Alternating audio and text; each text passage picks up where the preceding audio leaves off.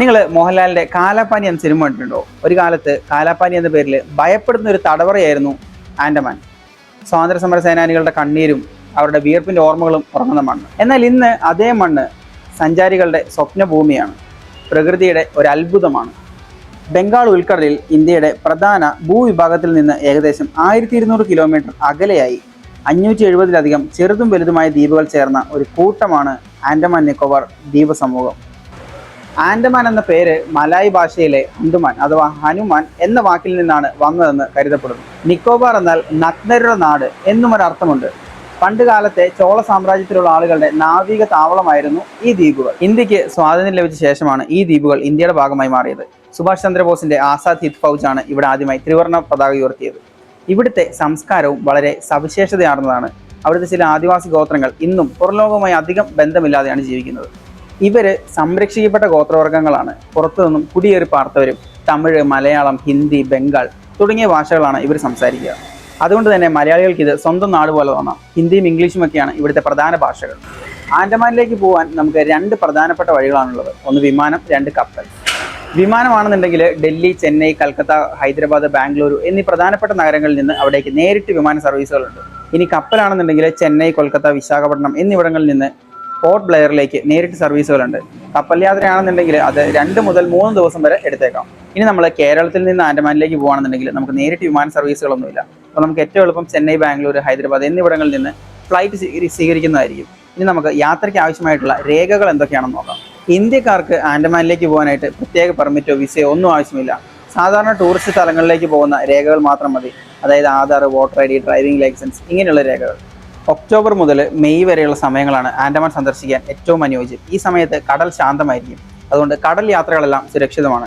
September മുതൽ അങ്ങോട്ട് മഴക്കാലമായതുകൊണ്ട് കടൽ യാത്രകൾ അത്രയ്ക്ക് സുരക്ഷിതമല്ല. ആൻഡമാനിൽ നമ്മൾ പ്രധാനമായിട്ടും കണ്ടിരിക്കേണ്ട ചില സ്ഥലങ്ങൾ നോക്കാം. ഒന്നാമത്തേത് പോർട്ട് ബ്ലെയർ.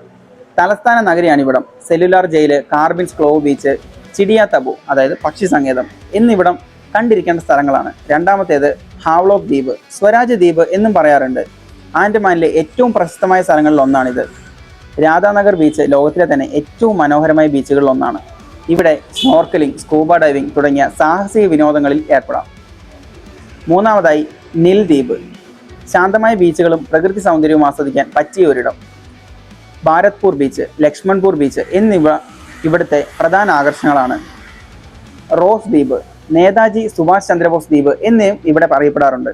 ബ്രിട്ടീഷ് ഭരണത്തിൻ്റെ അവശിഷ്ടങ്ങൾ കാണാൻ സാധിക്കുന്ന മനോഹരമായ ഒരു ദ്വീപ്.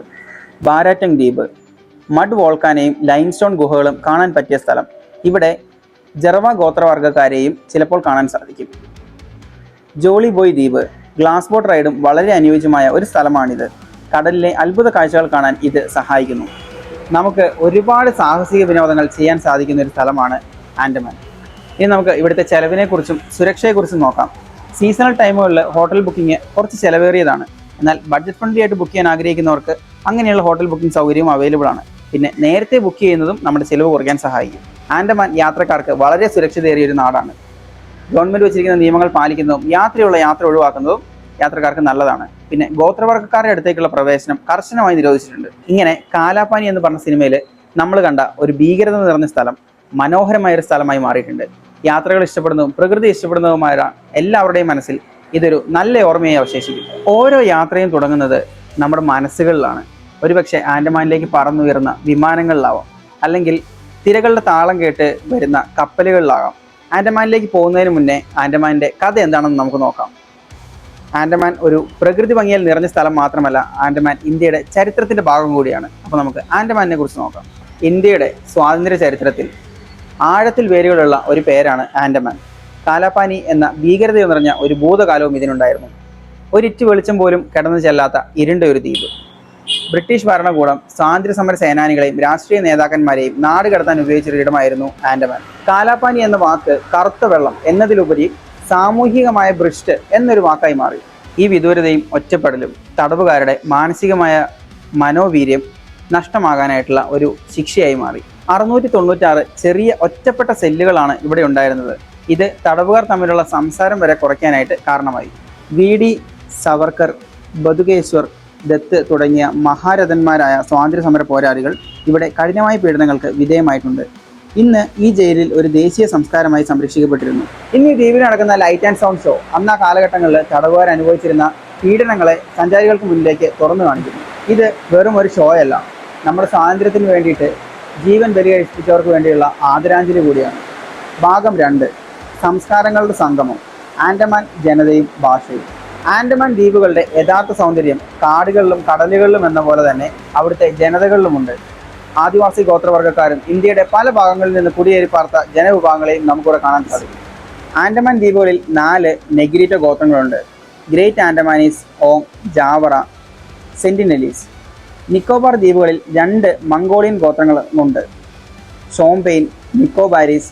ഈ ഗോത്രങ്ങൾ 10,000 വർഷങ്ങളായി ഈ ദ്വീപുകളിൽ ജീവിച്ചിരിക്കുന്നു.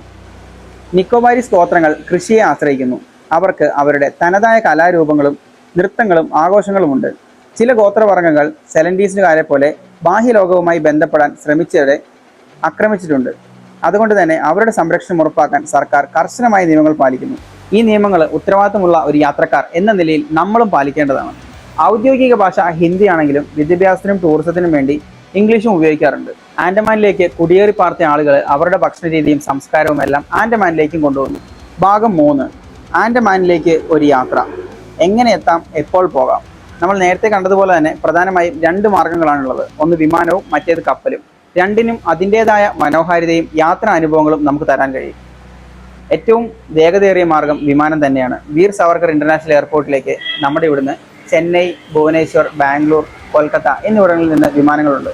2.5 മുതൽ 5 മണിക്കൂർ വരെയാണ് വിമാനയാത്രയ്ക്ക് ആവശ്യമായി എടുക്കേണ്ടി വരുന്ന സമയം. പോർട്ട് ബ്ലെയർ വിമാനത്താവളം ഒരു സൈനിക സിവിൽ എയർപോർട്ട് ആയതുകൊണ്ട് അവിടെ ഫോട്ടോ എടുക്കുന്നതിന് ചില നിയന്ത്രണങ്ങളുണ്ട്. വിമാനയാത്ര ഇഷ്ടമല്ലാത്തവർക്ക് കപ്പൽ മാർഗം തിരഞ്ഞെടുക്കാം. ചെന്നൈ, കൊൽക്കത്ത, വിശാഖപട്ടണം എന്നിവിടങ്ങളിൽ നിന്ന് പോർട്ട് ബ്ലെയറിലേക്ക് കപ്പലുകൾ ലഭ്യമാണ്. കപ്പലിലാണ് നമ്മൾ യാത്ര ചെയ്യുന്നതെന്നുണ്ടെങ്കിൽ 50 മുതൽ 60 മണിക്കൂർ വരെ സമയമെടുക്കും. മാസത്തിൽ 3-4 സർവീസുകളാണ് ഉണ്ടാവുക.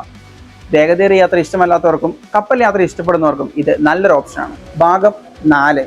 യാത്രയ്ക്ക് മുമ്പ് അറിയേണ്ട കാര്യങ്ങൾ, ആവശ്യമായ രേഖകളും സുരക്ഷയും.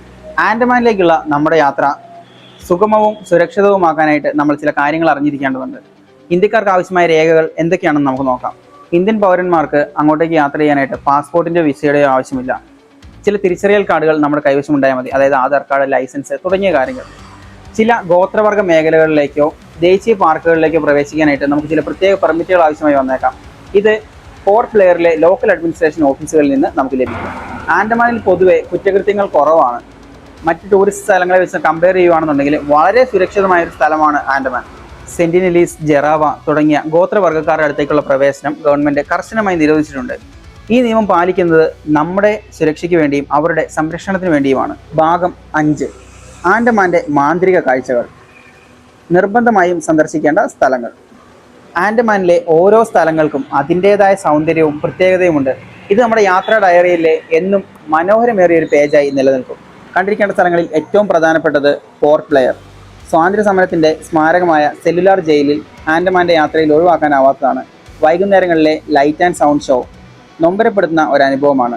റോസ് ഐലൻഡ് സന്ദർശിക്കുന്നത് ചരിത്രത്തിലേക്കുള്ള ഒരു മടക്കയാത്രയാണ്. കൂടാതെ നാവിക മ്യൂസിയം, സാമുദ്രിക വനംവകുപ്പ് നടത്തുന്ന ഫോറസ്റ്റ് മ്യൂസിയം, തദ്ദേശീയ ഗോത്രങ്ങളുടെ ചരിത്രമറിയാൻ സഹായിക്കുന്ന ആന്ത്രപ്പോളജിക്കൽ മ്യൂസിയം എന്നിവയും പോർട്ട് ബ്ലെയറിലെ പ്രധാന ആകർഷണങ്ങളാണ്. പക്ഷിദ്വീപ് എന്നറിയപ്പെടുന്ന ചിഡിയ ടാപ്പു സൂര്യാസ്തമയ കാഴ്ചകൾക്ക് പ്രസിദ്ധമാണ്. ഹാവ്ലോക്ക് ഐലൻഡ് അഥവാ സ്വരാജ് ഐലൻഡ് ഏഷ്യയിലെ ഏറ്റവും മനോഹരമായ ബീച്ചുകളിലൊന്നായി അറിയപ്പെടുന്ന രാധാനഗർ ബീച്ച് ഹാവ്ലോക്കിലാണ്.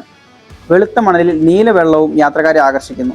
കറുത്ത പാറക്കൂട്ടങ്ങൾക്കിടയിലൂടെ കടലിലേക്ക് നീളുന്ന വെളുത്ത മണൽത്തീരമാണ് കാലാപത്തർ ബീച്ച്. സ്നോർക്കലിങ്ങിനും മറ്റ് ജലവിനോദങ്ങൾക്കും പേരുകേട്ട ഇടമാണ്. ആൻഡമാനിലെ ഒരു അപൂർവ പ്രതിഭാസമാണ് മഡ് വോൾക്കാനോ. നിലത്ത് നിന്ന് കുമളകളായി പുറത്തേക്ക് വരുന്ന ചെളി ഒരു അത്ഭുത കാഴ്ചയാണ്. ഇനി ലൈംസ്റ്റോൺ ഗുഹകൾ സാഹസികത ഇഷ്ടപ്പെടുന്നവർക്ക് ഒരു മികച്ച അനുഭവമാണ്. ഭാഗം 6. കടലിൻ്റെ ആഴങ്ങളിലേക്ക് സാഹസിക വിനോദങ്ങൾ. ഇനി സ്നോർക്കലിംഗ്. നീന്താൻ അറിയാത്തവർക്കും കടലിനടിയിലെ ലോകം കാണാനായുള്ള അവസരം നൽകുന്ന ഒരു പുതിയ വിനോദമാണ് സീ വോക്കിംഗ്. ഏകദേശം 6 മുതൽ 7 മീറ്റർ വരെ ആഴത്തിൽ സുരക്ഷിതമായ ഒരു ഹെൽമറ്റ് ധരിച്ച് കടലിനടിയിലൂടെ നടന്ന് സമുദ്രജീവികളെ കാണാൻ സാധിക്കും. ഇനി ആകാശത്ത് നിന്ന് കടലിൻ്റെ കാഴ്ചകൾ കാണാൻ പാരാസെയിലിംഗും തിരഞ്ഞെടുക്കാം. ഇനി സാഹസികത ഇഷ്ടമല്ലാത്ത ആളുകൾക്ക് കടലിനടിയിലെ കാഴ്ചകൾ കാണാനായിട്ടുള്ള ഒരു മാർഗ്ഗമാണ് ഗ്ലാസ് ബോട്ടം ബോട്ട് റൈഡ്. ഇനി നമുക്ക് ആൻഡമാനിലെ പ്രധാന സാഹസിക വിനോദങ്ങളും അവയുടെ ഏകദേശ ചെലവും നോക്കാം. ജെറ്റ് സ്കീയിങ് ആണെങ്കിൽ 700 രൂപ മുതൽ, ഇനി ഗ്ലാസ് ബോട്ടം ബോട്ട് റൈഡ് ആണെന്നുണ്ടെങ്കിൽ 1200 രൂപ മുതൽ. ക്വാക്കിങ് 1500 രൂപ മുതൽ. ഇനി പാരാസെയിലിംഗ്, സ്നോർക്കലിംഗ്, സ്കൂബ ഡൈവിംഗ് ആണെങ്കിൽ 3500 രൂപ മുതൽ. സീ വാക്കിങ്ങിന് 4000 രൂപ മുതൽ. ഈ നിരക്കുകളെല്ലാം ഏകദേശമാണ്. സീസണും ഓപ്പറേറ്റർമാരെയും അനുസരിച്ച് വ്യത്യാസം വന്നേക്കാം. ഭാഗം 7. താമസം ചിലവേറിയതോ കുറഞ്ഞതാവോ? ആൻഡമാനിലെ ഹോട്ടലുകൾ ചിലവേറിയതാണോ ബഡ്ജറ്റ് ഫ്രണ്ട്ലി ആണോ എന്ന ചോദ്യത്തിന് ലളിതമായ ഒരു ഉത്തരമില്ല. ആൻഡമാൻ 2 തരത്തിലുള്ള യാത്രക്കാരെയും അങ്ങോട്ടേക്ക് സ്വാഗതം ചെയ്യുന്നുണ്ട്. നമുക്ക് ലക്ഷറി ഹോട്ടൽസും അവൈലബിൾ ആണ്, ബഡ്ജറ്റ് ഫ്രണ്ട്ലി ഹോട്ടലും അവൈലബിൾ ആണ്. Taj Exotica resort and spa പോലുള്ള 5 സ്റ്റാർ റിസോർട്ടുകൾക്ക് ഒരു രാത്രിക്ക് $200 ചിലവ് വരാം. എന്നാൽ കുറഞ്ഞ ബഡ്ജറ്റിൽ യാത്ര ചെയ്യുന്നവർക്ക് $10 താഴെ നിരക്കിൽ താമസ സൗകര്യവും ലഭിക്കും. ഹോട്ടൽ നിരക്കുകൾ, യാത്രാ സമയം, സ്ഥലം, താമസിക്കുന്ന ആളുകളുടെ എണ്ണം എന്നിവയെ അനുസരിച്ചിരിക്കും. ചിലവ് കുറഞ്ഞ് യാത്ര ചെയ്യാൻ ആഗ്രഹിക്കുന്നവർക്ക് സെപ്റ്റംബർ മാസം തിരഞ്ഞെടുക്കുന്നതായിരിക്കും നല്ലത്. ഈ സമയത്ത് ഹോട്ടൽ നിരക്കുകൾ വളരെ കുറവായിരിക്കും. എന്നാൽ അനുയോജ്യമായ കാലാവസ്ഥ ഡിസംബറിലാണ്. ഉപസംഹാരം: ഒരു സ്വപ്നയാത്രയുടെ ഓർമ്മകൾ. ആൻഡമാൻ ദ്വീപുകൾ വെറുമൊരു മനോഹരമായ അവധിക്കാല കേന്ദ്രമല്ല. അത് ഭൂതകാലത്തെയും പ്രകൃതിയുടെ വിസ്മയങ്ങളെയും വൈവിധ്യമാർന്ന സംസ്കാരങ്ങളെയും ഓർമ്മിപ്പിക്കുന്ന ഒരു അനുഭവമാണ്. ശാന്തമായ കടൽ തീരങ്ങളിൽ നിന്ന് അസ്തമയം കാണാനും വെള്ളത്തിനടിയിലെ വർണ്ണ ലോകം കണ്ടെത്താനും ചരിത്രത്തിൻ്റെ കഠിനമായ അധ്വാനങ്ങളെക്കുറിച്ച് മനസ്സിലാക്കാനും ആൻഡമാൻ നിങ്ങളെ ക്ഷണിക്കുന്നു. നിങ്ങളുടെ മനസ്സിൽ ഒരു യാത്രയുടെ ചിത്രം തെളിഞ്ഞെങ്കിൽ അത് യാഥാർത്ഥ്യമാക്കാൻ അധികം വൈകരുത്. ഈ യാത്ര ജീവിതത്തിലെ അവിസ്മരണീയമായ ഒരു അനുഭവമായിരിക്കും. അപ്പോൾ മറ്റൊരു സ്ഥലത്തിൻ്റെ വിശേഷങ്ങളും അവിടുത്തെ കഥകളും ആയിട്ട് വരുന്നതുവരെ സൈനിങ് ഔട്ട്.